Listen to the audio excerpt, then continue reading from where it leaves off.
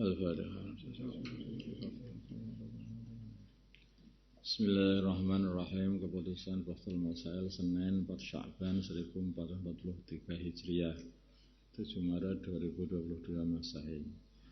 Masalah sholat dengan mukena dua potong. Sholat dengan mukena atasan dan bawahan. Perempuan pada saat ini ketika mau sholat, ada kalanya mereka menggunakan mukena atasan dan bawahan, dan ada kalanya memakai mukena yang terusan. Pertanyaan, bagaimanakah hukum sholatnya wanita yang menggunakan mukena setelan atau atasan dan bawahan? Jawab, ditafsil. Apabila ketika ruku' ada aurat yang kelihatan dari bawahnya pakaian atas,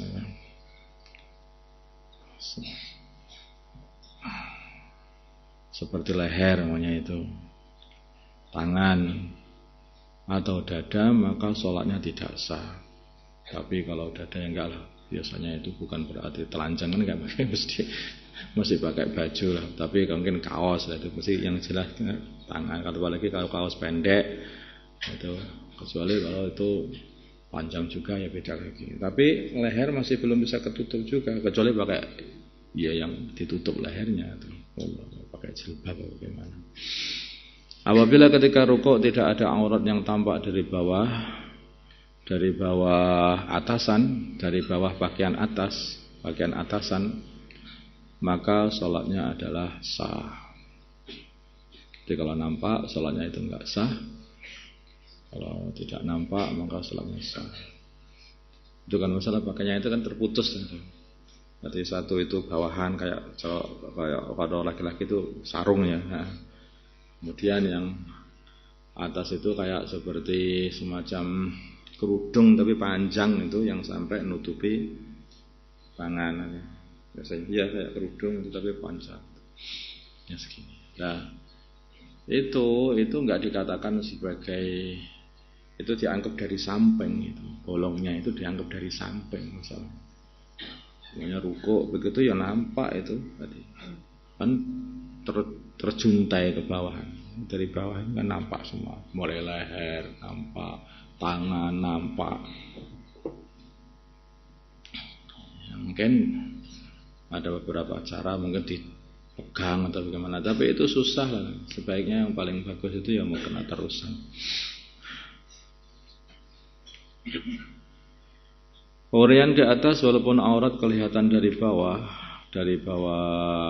pakaian, maksudnya pakaian pakaian atasan ya, dari bawah bagian atasan, tetapi secara hukum dianggap kelihatan dari samping, karena kalau dia itu berdiri sebetulnya itu bukan landung sampai bawah itu pakaian, ya kan? Itu pakaian itu hanya disampai ke lutut, biasanya hanya sampai lutut panjangnya atau bawah sedikit, sehingga itu dianggap dari samping. Walaupun itu dianggap dari bawah, kan biasanya kalau kita katakan kalau dari bawah itu enggak dihitung gitu. Ya kalau dari bawah itu enggak dihitung, itu kalau bawah sarungnya itu enggak dihitung. Tapi kalau dari bawah itu maksud dari pakaian atasannya itu dihitung, apalagi ke perempuan. Kalau laki-laki sih auratnya kan hanya sedikit aja, tapi kalau perempuan itu kan seluruh badan misalnya. Paham ini? Yang paling benar itu malah pakai mukena yang terusan itu rapat, itu sudah bagus, enggak ribet urusan auratnya itu.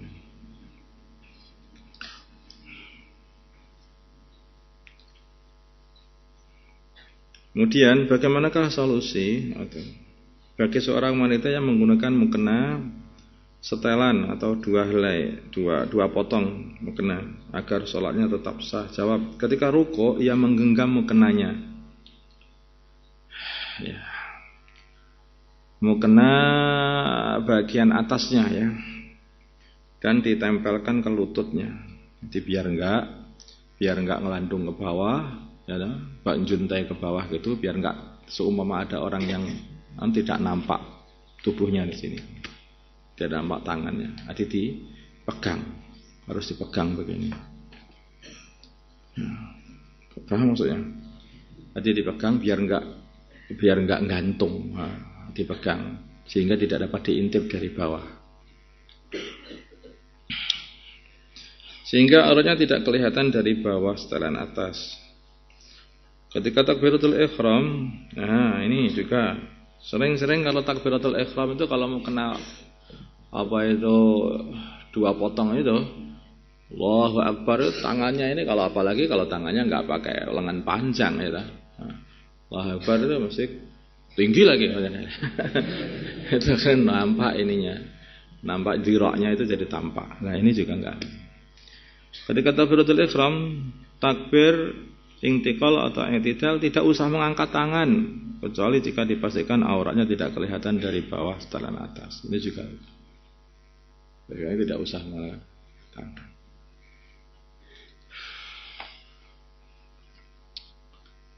Ya ini yang namanya sholat itu penting.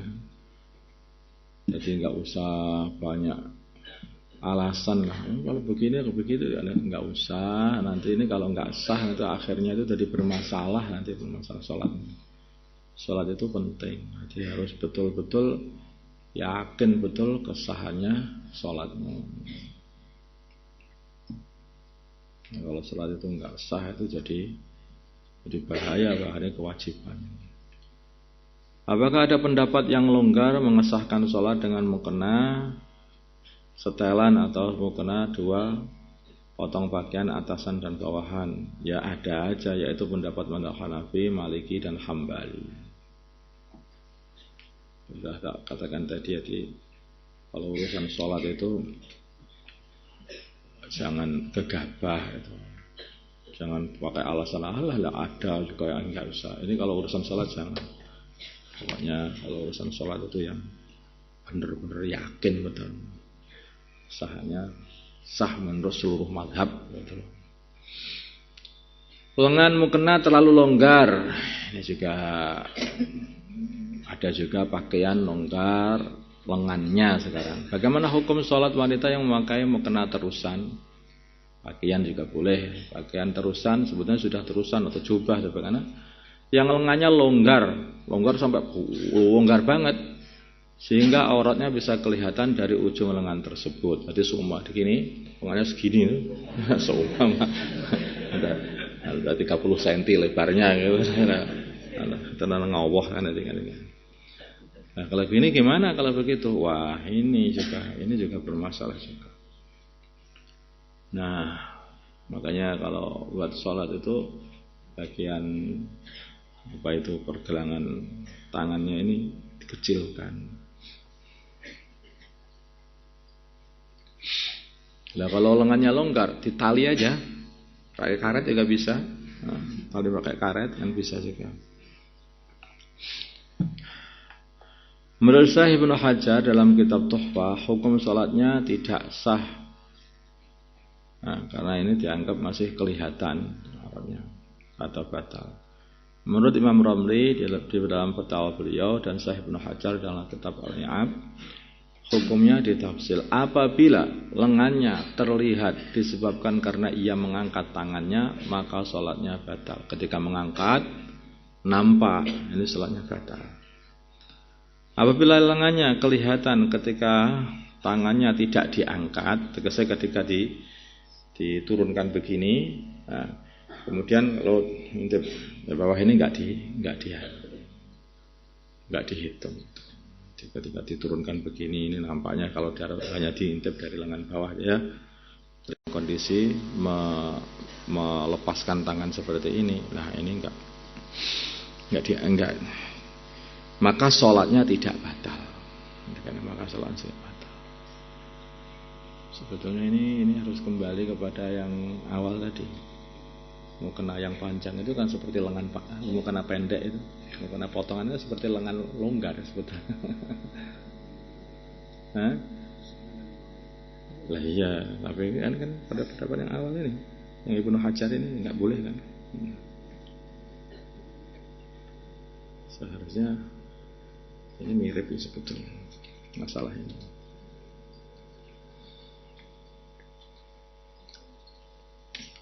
Ya, puasanya orang yang pakai kateter. Kateter itu adalah satu pipa yang dimasukkan di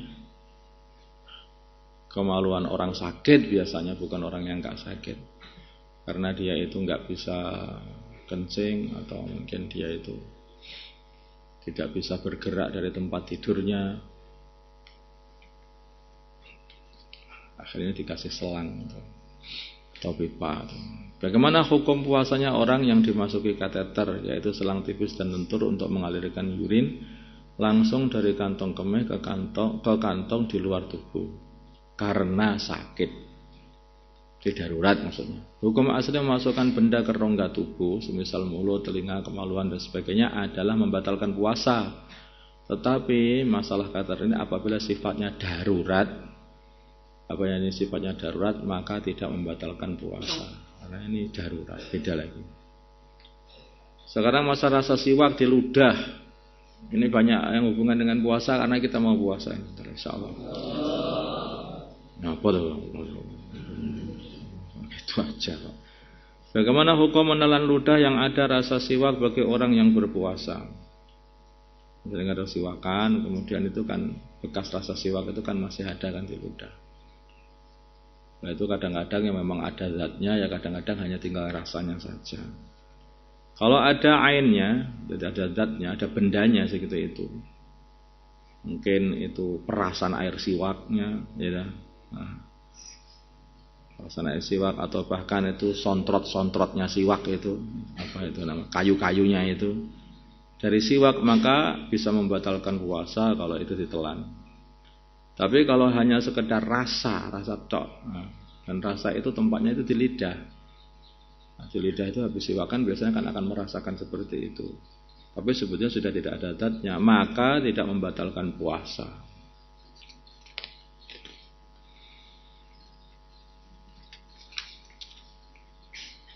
Seperti kalau kamu makan lombok begitu itu sudah nggak ada zatnya sebetulnya, tapi mulutnya kan masih terasa panas, masih ada rasa lomboknya masih ada. Kamu merasakan siwak atau siwakan, sebetulnya sudah nggak ada zatnya. Nah, itu kalau memang sudah benar-benar nggak ada zatnya ya, itu menelan ludah itu yang tanpa kecampuran zatnya siwak itu nggak apa-apa. Tapi hati-hati, dikumur-kumur dulu, bersihkan dulu. Allahumma shalli ala sayyidina Muhammad wa ala sayyidina Muhammad sallallahu alaihi wasallam. Allahumma arhamna sayyidina Muhammad Allahumma arhamna sayyidina Muhammad Allahumma salli alih baina qulubihim wa sayyidina Muhammad Allahumma salli ala sayyidina Muhammad Allahumma salli ala nasira sallallahu alaihi sayyidina Muhammad wa ala alihi. Alhamdulillah.